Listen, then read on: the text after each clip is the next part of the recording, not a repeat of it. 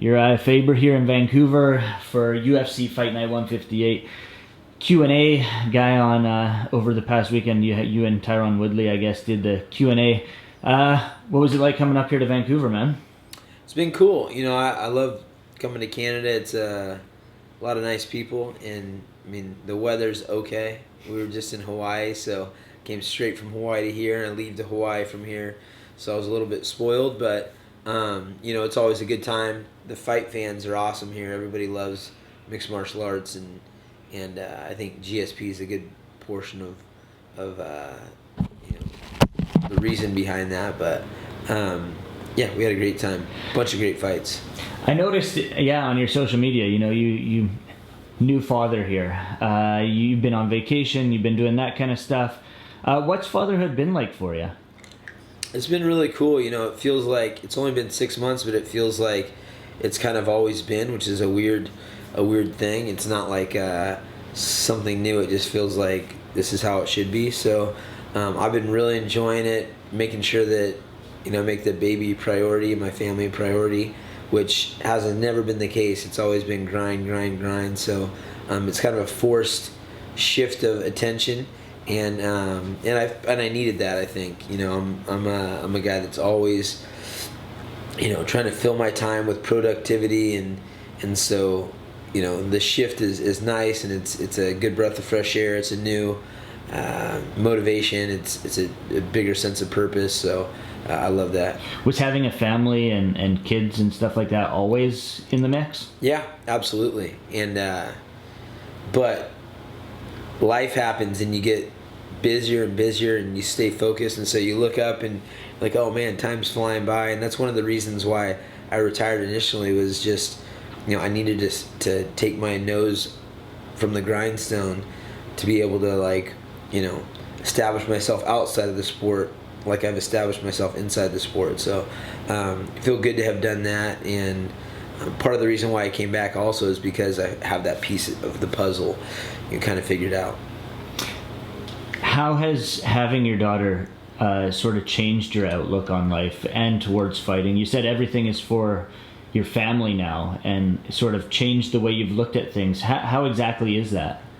You know, it's one thing to have a legacy, and I mean, it is what it is. Families have legacies all the time. It doesn't have anything to do with money or fame or anything. It's about, like, how you carry yourself and the morals that you instill, and that type of thing. So as far as the fight game goes, it's not, you know, coming back because of to do something for the family necessarily. It's just you know, I've always liked to fight when I'm feeling good, and I feel really good.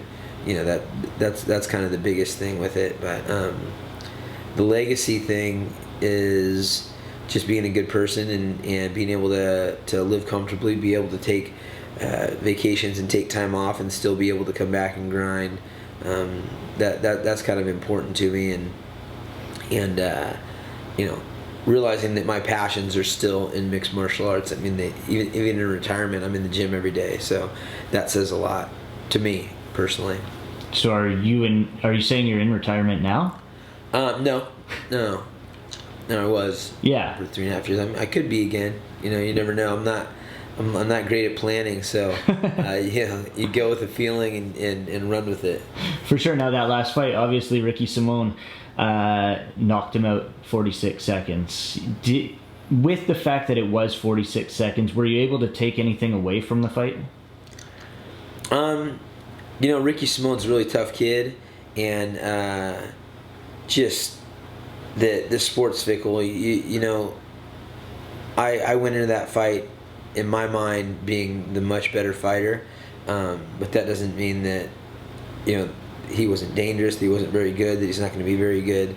But I thought, you know, I should win. Now, it probably should have gone longer for him and could have gone longer, but getting that fast win and everything else is just a reminder of you know, how quickly you know, circumstances can change in a fight, and you know, it's also something that you don't want to take for granted. I was prepared for 3-round war, and moving forward, I'm going to be prepared for nasty wars, and that's kind of how you have to sit. So just take for granted that it's not going to be that easy. It was 3 years off, then 45 seconds. It's like, oh, that was nice and easy. I mean, it was months and months of preparation to get my body weight down, to get my mindset in. I took some grappling matches to get the competitive fire going a little bit, and get a head start on being in that mentality, and it could have been a nasty 3-round war with an opponent like that, but I was able to one up him with a good punch early, and so just know that it's not all going to be that easy. For sure. Now, going into the fight, he's young and up and coming guy. You're the veteran. But on paper, you were the betting underdog. Do you ever look into anything like that? Do you read any of the articles where guys are saying, Urijah Faber has nothing coming into this fight, kind of thing? No, I didn't. I was unaware until after. I don't really bother myself with that kind of stuff. I mean, people's opinions should just stay out of my mind. That's the way I live. I don't really care, and I know, because I'm the one that is making decisions, and I'm the one that's in the gym and inside my head and into my body how I felt, and I also have a really good gauge, being the founder and the guy that runs one of the best teams on the planet. You get to gauge where you're at, so I've got a Song Yadong and a Cody Garbrandt and Benito Lopez and Andre Fili and Josh Emmett. These are guys that I'm going with on a regular basis, and so I know where I stand. It's not like, oh man, yeah, I've been out for a while, but I used to be pretty good, let me try out. I'm like, no, I'm in there grinding. I'm also competing against some of the best jiu-jitsu players on the planet, like period. Paulo Miao and Nicky Ryan and going against Sakuraba was fun, but that was just kind of a testament to my conditioning and strength for my size.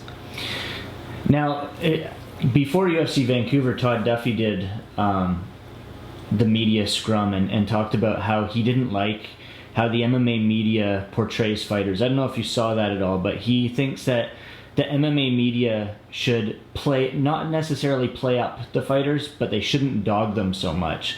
Do you feel this way?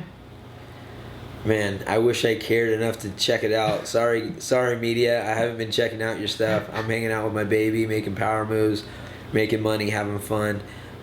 So I'm unaware of any of that stuff. But yeah, I don't think they should dog the fighters if that's what's going on. I don't know what he's talking about specifically. That's a testament to you as well then, because you are spending your time growing yourself, not only as a fighter, but as well as a father and family man and all that kind of stuff, businessman as well. So going forward, what's the plan? Obviously, I'm sure the media asked you this yesterday. You probably got asked this at the Q&A session, but is it marquee matchups? Do you want guys like the Ricky Simones of the world? Are you looking to only fight once a year? What's the plan going forward? I don't have a specific plan. I know kind of in my mind what I'd like to see, and it really comes down to how the UFC wants to place it. I mean, do they want to have me fight their up and coming guys and like again try to make guys have names off me? I mean, that's kind of the general thing. The UFC generally allows you to stay in, but it's a passing of the torch situation, and some guys defy the odds, like a Couture and Dan Henderson, and the list goes on of guys that stay and do well into their 40s and whatnot. Or you could wait and do big fights. And now at my weight class, it's like the most stacked weight class on the planet, like in a long time. You got Frankie coming down and Aldo coming down, and you got Dominic coming back, and Cody's healing up. He's going to come back, and TJ's out for suspension, but he'll be back. And then you've got Henry Cejudo up there, and then you've got all the young studs that people aren't talking about, like a Sandhagen and Song Yadong and Peter Yan and the list goes on. The list goes on, but it's just a stacked. Oh, I should give what's his name some love, Aljamain. There's all these guys, and so for me, I want to get compensated either way. Either I like to get compensated to give these other guys a chance and give them some some opportunity to beat me, which is not going to happen, or I'll just sit out for bigger fights, which I would prefer, you know. But either way, there hopefully is going to be a negotiation that you know, Dana can say, I see the value in Urijah. You know your worth. So that's it. Obviously, you know, you mentioned Henry Cejudo. You mentioned him post-fight as well. What are your thoughts on him calling out the women's division?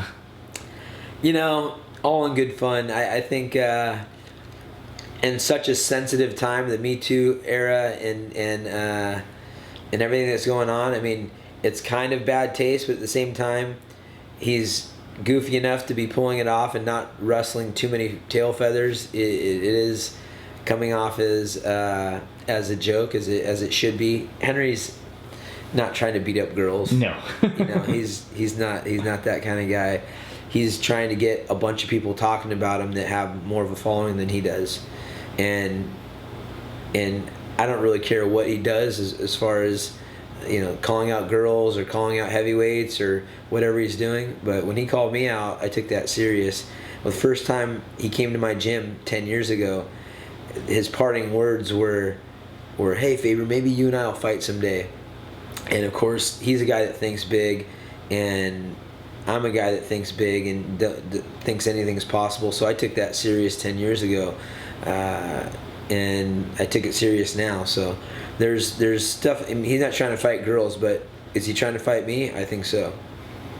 Fair enough. Now talk about this brand of yours. You had Form initially, right off the bat. You had Torque. Now you got this Alpha Male clothing line. Yeah, well, Alpha Male was the original thing. So what happened is, Alpha Male, before it was a team, was a clothing brand. I was sponsoring other fighters. I had fighters in the UFC before anyone knew who I was. I had James Irvin and Scott Smith wearing Alpha Male back in the day, and then I, not knowing business back in the day, I started the clothing line. I was in college struggling. I was just graduated college, struggling fighter. Started selling t-shirts and selling tickets to make ends meet so I could fight, making $200 to fight or whatever. So I was selling the shirts and whatnot. I actually did a licensing deal when I didn't even know what licensing was, and I did a licensing deal with my good buddy Mark Manfreda for the football team. So we were making Alpha Male football shirts, and then he would pay for the cost, and he would cut me back a percentage and this and that. And then I got an investor who was investing in the clothing line, and that was just haphazard also. Some guys named, you know, Jeremy and Sid Dunmore. And then I got a cease and desist from a guy in Arizona that worked at a hotel lobby. I forget his name, but and I didn't know what the heck was going on. I offered him, you know, percentage of the company. This is back in 2004, and he was like, "Oh, I got bigger visions for this thing, and NBA and NFL and blah blah." So I just cut it off, made the team instead. Then I started doing clothing lines in other realms. I had Form Athletics, and I had sold that to K-Swiss, and then we had Torque, which was partnered with Scott James, the BSN founder, and just kept on wanting to come back to Alpha Male. I came back a couple different times, and every time it had done really well, because it means something, you know, and it means more than being tough or you know, being, you know, a meathead. It's about being smart and being intuitive and people skills and being kind and leadership and that kind of stuff. And I think it's a good message, and I'm gonna really run with it this time and not get deterred. And even though I had success with those other brands, you know, this one's been stapled. And I forgot the guy who Nick Alardo, I think is his name. The guy who came back, he came back later, and then when I was on TV and said he had big regrets of, you know, of course he did, doing it and this and that, and you know, and then I ended up buying it from him at that point, and that was years ago. Awesome. Now, finally, before I let you go, I had a young writer for MMASucka maybe 4 years ago. He's grown up now. He's in Toronto, school for journalism. He writes for Bloody Elbow, but he used to call into Tam Radio and stuff. Do you remember Mumbles? Mumbles? You know, I was only on that show, every here and there. That was Sir Studboy, Yeah. Chris Carlino, who started that. But I do remember them, mention him, especially as he used to call in a lot. That's funny. And now Sir Studboy has a new show with Feely, Touchy Subjects with Touchy Feely. They just started it. Touchy Subjects with Touchy Feely. They do it every Wednesday. So maybe Mumbles can call back in. They're getting the callers back in. Congratulations on the victory. Can't wait to see you back in the cage, man. Thanks, man. Appreciate it.